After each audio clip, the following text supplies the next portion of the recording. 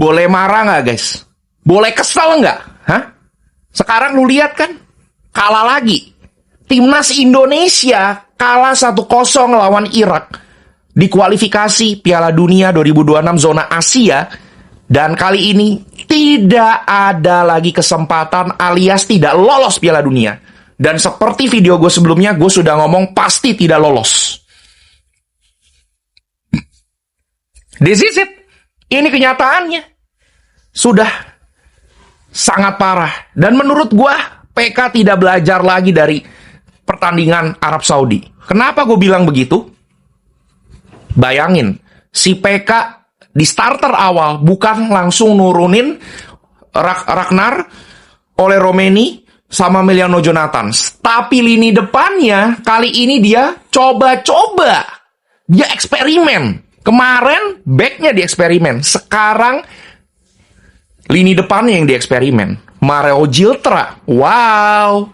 Sebelahnya ada Kambuaya sama Eliano. Ya gue lihat Eliano sama Kambuaya juga nggak terlalu yang gimana banget. Harusnya dari awal tuh starter ini udah tahu laga hidup dan mati gitu loh. Udah bukan hidup lagi ya, mati beneran ini kayaknya laga. Bukannya distarterkan dulu gitu loh. Semuanya harus distarterkan line up terbaik. Supaya apa? Kita harus butuh gol. Jangan nunggu menit 70, menit 80, menit 60. Kelamaan, cok. Nah, sekarang lu lihat.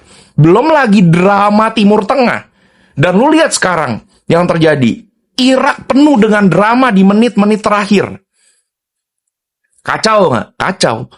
Ole Romeni, Ragnar Aromangun, iya kan? Miliano baru dimasukinnya di pertengahan 60-70 menit. Damn. Ini sih namanya kacau, dan kacau, cuy. Udah nggak tahu lagi nih, ya. Si PK tuh maunya apa, cuy? Bener-bener, coy. Aduh. Ini belum lagi drama Irak ya tadi. Luar biasa juga ya. Gue lihat sampai penonton timnas sih gokil sih. Ngelempar botol, cuy. Dan yang kacaunya lagi di sini wasitnya ya. Wasitnya dari Cina nih kayaknya dendam ya sama kita karena kita menang lawan Cina ya kayaknya. Jadinya kayaknya wasitnya tuh gimana ya, kayak kurang netral juga sih.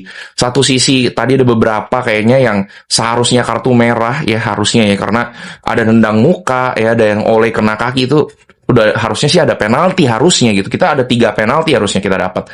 Terus dilemparin botol ya dengan drama-drama gila sih, gila. Ya supporter kita udah benar-benar marah juga ya sama gila ya sama pemain-pemain Irak ya yang ngulur waktu. Dan memang itu strateginya Timur Tengah sih, ketika udah gol sekali udah dia melakukan drama ulur waktu ya sampai waktu selesai udah dia bertahannya dengan cara gitu, bukan bertahan dengan cara bermain tapi bertahan dengan cara drama jatuh ya kan. Ya udah sih ya guys ya, ini ya pembelajaran yang berat sekali ya. Tadi sampai terakhir juga gue lihat kaget cuy, pas Sumarji ribut sama wasitnya cuy, manajer kita kan, gokil. Tom Hay juga udah marah-marah dan ya semua udah berjuang keras banget gitu ya sampai titik darah penghabisan. Dan ya udah ya, mau diomongin apa lagi gitu ya. Line up terbaik udah dimainin terakhir-terakhir, dan terakhir-terakhir baru dimainin juga Nathan Joon sama Sananta juga ya percuma gitu ya, nggak memberikan dampak yang spesifik juga gitu. Dan yang gue bingung kenapa Justin Hapner nggak dimainin ya di sini, dicoret ya. Nah ini ada apa nih ya sama PK? Mungkin ada yang isu ruang ganti panas-panas itu, dan juga ya kita nggak tahu juga gitu ya si Justin Hapner ini gara-gara juga story kemarin ya kan, mungkin jadinya bermasalah juga ya kan, kita nggak tahu gitu. Tapi yang jelas di sini PK udah tadi gue liat banting-banting kursi gitu ya, kayak kesel gitu ya. Ya ngapain lu kesel gitu, lu yang kacau gitu loh bro. Wah ini kacau banget sih asli. Tadi gue liat Erick Thohir juga udah nggak ada di situ ya, kayaknya udah nggak nonton gitu ya. Kayaknya dia udah tahu gitu, dia udah siap-siap angkat koper ya, karena abis ini gue yakin semua gunain hashtag Erick out, jadi dia udah legowo dan dia udah nggak pusing karena dia udah punya jabatan Menpora dan ketua PSSI ya, siap digantikan ya silakan gitu loh ya kan. Dan ya mungkin nanti supporter timnas Ultras atau mungkin tim Garuda kita lihat ya, gue berharap ada gerakan untuk Ya untuk netizen juga ya, pecinta-pecinta timnas, fan timnas ya, bisa kalian semua serbu ya, Instagram Pak Prabowo untuk bisa mengembalikan STY dan demo ke kantor PSI ya untuk bisa mengembalikan STY, karena menurut gua ini sudah layak sekali untuk kita saatnya mengembalikan STY. Dan menurut gua mutlak sih kalau bisa STY kembali gitu. Ya jangan, kalau ada yang netizen bilang kenapa sih harus STY, kenapa harus Patrick, lebih baik cari pelatih lain. Woi, cari pelatih lain, lu mau kayak korbannya kayak PK lagi, ya kan? Karena menurut gua nggak, sekarang gini loh, lu mau masukin Jose Mourinho sekalipun gitu ya, atau Roberto Mancini atau siapapun yang jago sekalipun guys ya, atau Enrique gitu ya yang ada di PSG, lu rekrut pun percuma gitu kalau misalnya build up-nya, chemistry-nya itu nggak sekompak dan nggak seerat STY gitu loh, yang bagaimana 5 tahun. Dan menurut gua chemistry itu penting karena anak-anak semua kalau lihat video-video yang bersebaran, mereka tuh kompak sekali guys ya dengan timnas ya. STY itu udah kayak ayah dan anak loh. Mereka tuh ya, tim-timnya juga kayak kekeluargaannya tuh udah tinggi sekali gitu loh. Jadi kalau menurut gua, kalau mereka sampai harus cari pelatih, no, kembalikan STY. Sudah, titik. Harga mati. Ya, kembalikan STY sekarang juga, dan gue berharap Pak Prabowo bisa bertindak sekarang juga untuk mengembalikan STY. Kalau Pak Erick Thohir nggak bisa, Pak Prabowo tolong Presiden kita tercinta untuk mengembalikan STY secepatnya supaya next event selanjutnya selain Piala Dunia mungkin di Asia, AFF ya, kita bisa melangkah lagi ya, meskipun harus mulai dari nol, ya udah itu udah resiko, but setidaknya progres timnas akan jauh lebih baik gitu. Jangan lagi ada ya mafia-mafia atau bandar-bandar yang cair-cair lagi ya, pusing kepala gue ya cuy.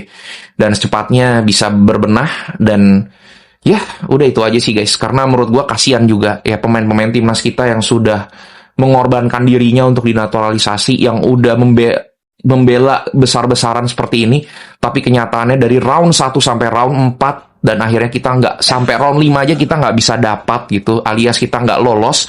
Benar-benar kacau sekali. Dan menurut gua ini sudah selayaknya STY kembali, karena fatal sekali PK menurut gua. Tapi kalau masih ada yang membela PK, I don't know, kalian isi otaknya apa. Kalau menurut gue ini udah saatnya kita semua harus ya mengembalikan STY. Ya kalau nggak ada pilihan lain gitu loh. Kalau suruh balik pelatih baru ya kita harus mulai dari nol gitu. Dan gue nggak mau gitu. Dan ini gue rasa udah jodoh ya. Dan kebetulan sekali STY sekarang habis dipecat dari Ulsan. Ini saatnya dan waktu yang sangat tepat untuk kembaliin STY, karena STY sudah dipecat Ulsan dan lagi nganggur. Dan ini pas ya. Kita lagi keadaan buruk. Jadi menurut gue ya jodoh itu harus diperjuangkan. Jangan sampai disia-siakan. Karena ya jodoh kita STY gitu loh. Kalau lu mau sukses, kalau lu mau beruntung, ya rezeki kita di dia. Hoki kita tuh di dia gitu loh. Jadi please STY comeback. Dan gimana menurut kalian guys dari semua statement gue ini? Mungkin kalian juga setuju kali ya. Harusnya setuju ya. Yuk kita dukung sama-sama untuk kembali STY. Nice try untuk timnas, dan gue cuma bisa bilang thank you semuanya yang udah berjuang. Timnas Indonesia, kalian udah luar biasa banget. Kalian udah hebat banget sampai sejauh ini. Tim Garuda, kalian udah lakuin yang terbaik, nggak ada yang sia-sia. Thank you semuanya. Gue respect, respectnya, sehormat-hormatnya sama pemain kita yang udah berjuang luar biasa. Semoga di lain kesempatan event kita bisa jauh lebih baik, timnas Indonesia bisa lebih baik, Garuda bisa terbang lebih tinggi lagi, sayap Garuda bisa terbang sampai ke dunia. Thank you guys. Tulis sekarang di kolom komentar. Jangan lupa di follow untuk support Garuda Indonesia.